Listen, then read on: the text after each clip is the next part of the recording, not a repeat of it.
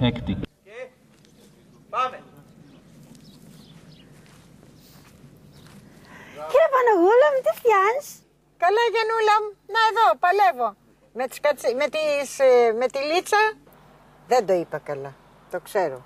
Κάτσε. Ησυχία παρακαλώ και πάμε. Παναγούλα μου, τι φτιάνεις? Καλά, Γιαννούλα μου. Εδώ πηδεύουμε με την Φιλίτσα και την Νίνα. Καλά, απ' την είναι ολόιδιες. Πώς δεν τις... Αχ, τώρα τα μπέρδεψα. Δεν πειράζει. Καλέ, πώς δεν τις μπερδεύεις? Αυτές είναι ολόιδιες. Όχι ολόιδιες. Ολόιδιες είναι. Δεν είναι ολόιδιες. Είναι, σου λέω. Είναι, καθόλου δεν είναι. Ολόιδιες είναι. Δεν είναι μόνο.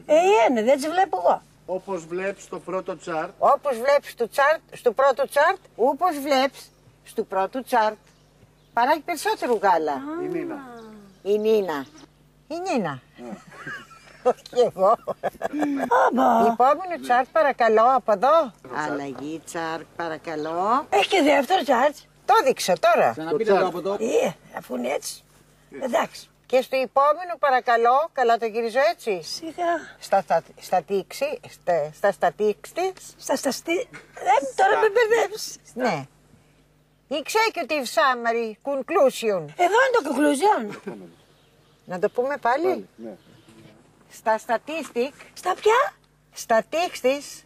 Κάτσε. Όπως βλέπεις. Όπως βλέπεις. Μου ήρθε τώρα και Ναι, το είπα ωραίο ήταν έτσι. το κάνει. Πώς το είπαμε? Executive summary. Executive summary. Executive summary. Conclusion Nina. Ναι, βέβαια. Το χάλασα. Άρα η Νίνα είναι πιο αποδοτική. Έτσι καλά. Έτσι. Άμα θες. Να σου δω ακόμα θες και ένα κουκλού, ένα Τι είναι αυτόν εδώ? κούκλι, πώς το λένε. Μπουκλιτάκι. Τι είναι εδώ? Άμα θέλεις να σου αφήσω και ένα μπουκλιτάκι για την παρουσίαση. Εδώ το παιδάκι μου.